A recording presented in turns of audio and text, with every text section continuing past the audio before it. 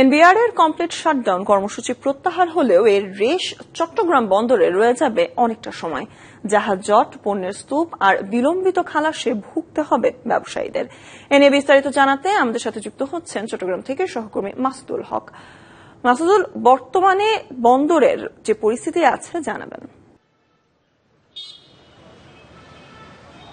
এখন পর্যন্ত চট্টগ্রাম বন্দরে কন্টেনারের সংখ্যা হচ্ছে প্রায় ৪১,৪৩২, কিন্তু স্বাভাবিক সময় থাকে ৩০ থেকে ৩৫,০০০। অর্থাৎ এই যে বাড়তি কন্টেনার থাকার ফলে এই মুহূর্তে চট্টগ্রাম বন্দরে দেখা দিয়েছে কন্টেনার জট, একই সাথে দেখা দিয়েছে জাহাজ জট। অর্থাৎ চট্টগ্রাম বন্দরের বহির্নগরে এই মুহূর্তে রয়েছে প্রায় ২০টির অধিক কন্টেনার জাহাজ, এবং এইসব জাহাজগুলোতে যে অপেক্ষমান যে সময় সেগুলো অন্য সময় থাকতো ৩ থেকে ৪ দিন, এখন লাগে প্রায় ৬ থেকে ৭ দিন। এর ফলে প্রতিটি জাহাজকে বাড়তি একদিনের জন্য দিতে হবে $১০,০০০ করে, যেটি বহন করবে আমদানিকারক। আর আমদানিকারক যখন এই জাহাজের থেকে যে পণ্য সে যখন খালাস করবে, সে যখন বাজারে এই পণ্যটা দিবে, তখন সেই বাড়তি টাকাটাও যারা ভোক্তা তাদের কাছ থেকে তারা এটা নিয়ে নেবে।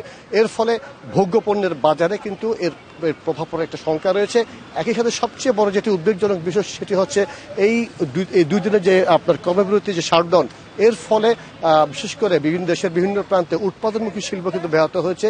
সেইখানে বিভিন্ন দেশের বিভিন্ন প্রান্তে যে সমস্ত কলকারখানা রয়েছে সেখানকার কাঁচামাল সহ বিভিন্ন পণ্য কিন্তু এখানে আটকা রয়েছে।